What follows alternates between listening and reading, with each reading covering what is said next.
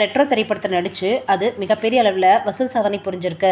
235 கோடி வரைக்கும் வசூல் செய்யப்பட்டதாகவும் பட்ஜெட்டை விட பல மடங்கு வசூல் செய்து கொடுத்ததாகவும் நடிகராக மட்டுமில்லாமல் தயாரிப்பாளராகவும் சூர்யா ஜோதிகா இருவரும் மகிழ்ச்சியில் இருக்காங்க.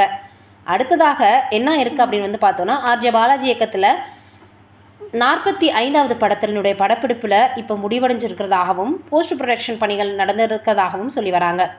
அதே போல் தான் ஜோதிகா அவர்கள் ஹிந்தியில் நடித்து வராங்க.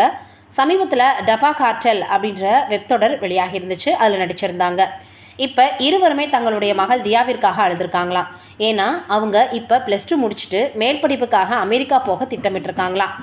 அமெரிக்காவில் அவங்க சேர்ந்து படிக்க நினைத்த கல்லூரியில் இடம் கிடைச்சி விட்டதுனால ஜூலை மாதம் அங்கே போக இருக்கிறதாக தகவல்கள் வெளியாகிருக்கு. இத்தனை ஆண்டுகள் கூடவே இருந்த மகள் படிப்புக்காக வெளிநாடு செல்வதை தாங்க முடியாமல் இருவரும் அழுததாகவும் ரொம்பவே சோகமாக நினைத்ததாகவும் செய்திகள் வெளியாகியிருக்குது.